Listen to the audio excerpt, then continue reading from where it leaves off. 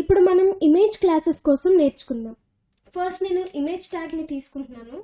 Source అట్రిబ్యూట్లో నేను already save చేసుకున్న ఒక పిక్చర్ని ప్లేస్ చేస్తున్నాను. ఇప్పుడు మనం అవుట్పుట్ని చెక్ చేద్దాం. చూసారు కదా, ఇది నా అవుట్పుట్. బై డిఫాల్ట్గా నాకు ఇమేజ్ అవుట్పుట్లో ఇలా కనిపిస్తుంది. ఇప్పుడు నేను ఈ ఇమేజ్ని రెస్పాన్సివ్నెస్తో తేయటానికి కొన్ని సిఎస్ఎస్ ప్రాపర్టీస్ని యూజ్ చేస్తున్నాను. దానికంటే ముందు సిఎస్ఎస్ ఫైల్ని నేను నా HTML ఫైల్కి లింక్ చేసుకుంటున్నాను. ఇక్కడ నేను ఇమేజ్కి విడ్త్ వచ్చేసి 100%, అలానే హైట్ వచ్చేసి ఆటో అని చెప్పి వాల్యూస్ ఇస్తున్నాను. ఇప్పుడు మనం అవుట్పుట్ని చెక్ చేద్దాం. సో నాకు విడ్త్ స్క్రీన్ మొత్తం వచ్చింది కదా. ఇప్పుడు నేను స్క్రీన్ విడ్త్ని ఇంక్రీజ్ చేసిన డిక్రీజ్ చేసిన ఆ విడ్త్ తగ్గట్టు నా ఇమేజ్ విడ్త్ కూడా చేంజ్ అవుతుంది. చూసారా, దాంతోపాటు రెస్పాన్సివ్నెస్ వచ్చింది. ఇక్కడ ఇమేజ్ అనేది ఇక్కడ మనకి రెస్పాన్సివ్నెస్తో కనిపిస్తుంది. సో ఇలా మనకి రెస్పాన్సివ్నెస్ రావడానికి సిఎస్ఎస్ ప్రాపర్టీస్ని మనం యూజ్ చేస్తాం. కానీ దానికి బదులు మనం బూట్ స్ట్రాప్లో నేను సిఎస్ఎస్ ఫైల్ని తీసేస్తున్నాను, లింక్ ట్యాగ్ని. సో ఇప్పుడు నేను ఇక్కడ ప్రీ డిఫైన్ క్లాస్ని అప్లై చేస్తున్నాను. అది ఏంటి అని అంటే ఇమేజ్ ఫ్లూయిడ్. ఇప్పుడు మనం అవుట్పుట్ని చెక్ చేద్దాం. సో మనకి ఇమేజ్ అనేది బై డిఫాల్ట్గా ఒరిజినల్ డైమెన్షన్స్తో వస్తుంది. ఇప్పుడు నేను ఇన్స్పెక్ట్ చేసి చూపిస్తాను, చూడండి. ఇప్పుడు నేను నా స్క్రీన్ విడ్త్ని ఇంక్రీజ్ చేస్తున్నాను. సో నా ఒరిజినల్ ఇమేజ్ డైమెన్షన్స్ అనేవి ఇంతే కాబట్టి మనకి ఇంతే చూపిస్తుంది. ఇప్పుడు నేను దీన్ని డిక్రీజ్ చేస్తున్నప్పుడు నా ఇమేజ్ అనేది స్క్రీన్కి అడ్జస్ట్ అవుతుంది కదా. అలా మనం ఈ యొక్క ఇమేజ్ ఫ్లూయిడ్ని మనం యూస్ చేస్తాం.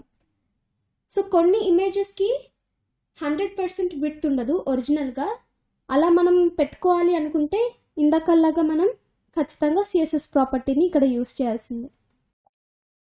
ఇక్కడ మనం ఇంకొక క్లాస్ని చూద్దాం, ఇమేజ్ థంబ్నెయిల్.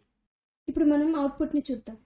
మనకి అవుట్పుట్ కరెక్ట్గా కనిపించడానికి నేను బాడీకి బ్యాక్గ్రౌండ్ కలర్ అప్లై చేస్తున్నాను.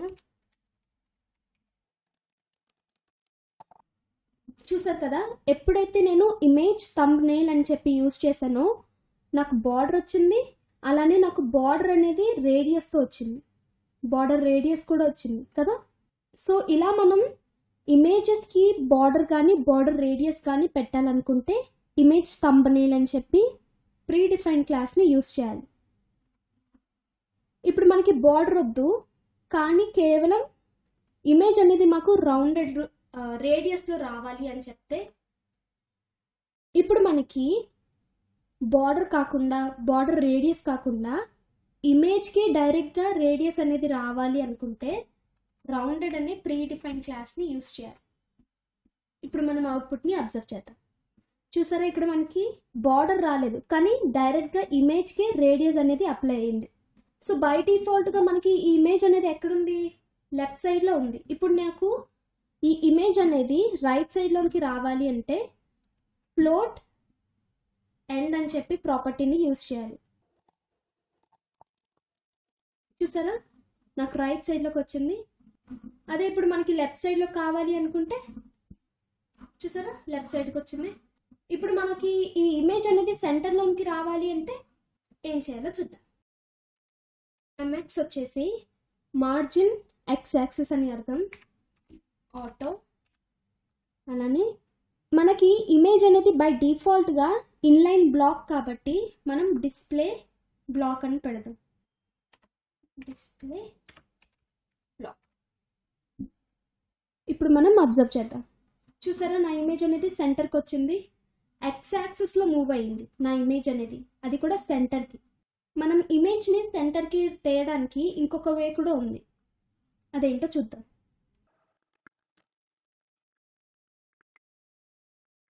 ఒక డివిజన్ తీసుకొని ఆ డివిజన్కి టెక్స్ట్ సెంటర్ అని చెప్పి క్లాస్ని అసైన్ చేసి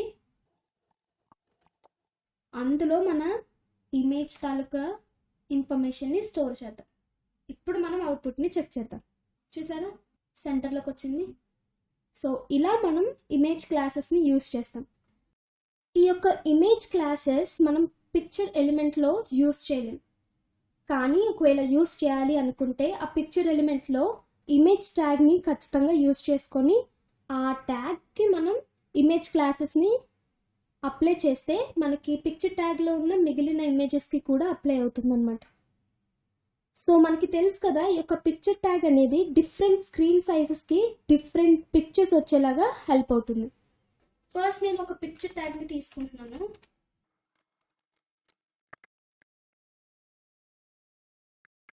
ఇట్స్ 50 పిక్సెల్.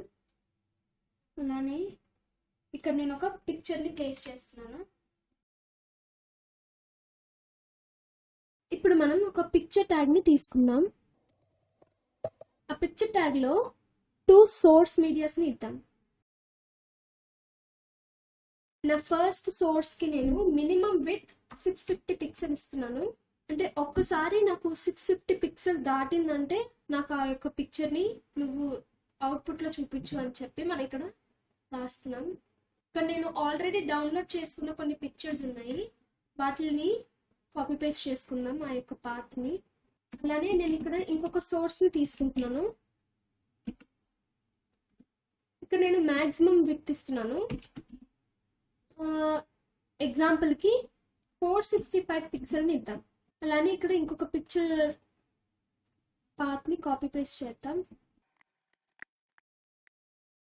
సో ఎప్పుడైతే మనం పిక్చర్ ఎలిమెంట్ని యూజ్ చేస్తామో ఇమేజ్ ట్యాగ్ని కూడా మనం యూజ్ చేద్దాం. ఇప్పుడు మనం అవుట్పుట్ని చెక్ చేద్దాం. 650 పిక్సెల్ కంటే ఎక్కువ అయితే నాకు ఈ పిక్చర్ చూపిస్తుంది, ఈ పిక్చర్ని చూపిస్తుంది. అదే నాకు 465 పిక్సెల్ని క్రాస్ అయితే ఈ పిక్చర్ని చూపిస్తుంది. డిఫాల్ట్గా నాకు ఈ పిక్చర్ని చూపిస్తుంది. ఇప్పుడు మనం అవుట్పుట్లో చెక్ చేద్దాం.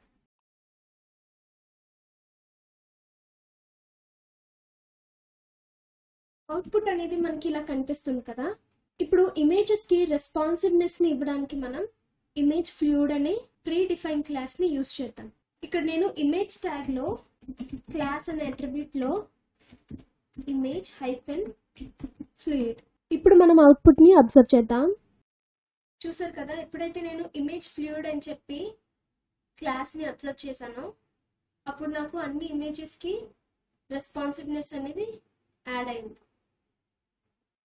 ఇప్పుడు మనం ఇమేజ్ థంబ్నెయిల్ అని చెప్పి యూజ్ చేద్దాం. ఇది యూజ్ చేస్తే మనకి ఇమేజ్ అన్నిటికీ కూడా బార్డర్ వస్తుంది, అలానే బార్డర్ రేడియస్ కూడా ఉంది. చూసారా, అన్ని ఇమేజెస్కి అప్లై అవుతుంది. చూడండి, ఇలా మనం ఇమేజ్ ప్రీ డిఫైన్ క్లాసెస్ని యూజ్ చేస్తాం.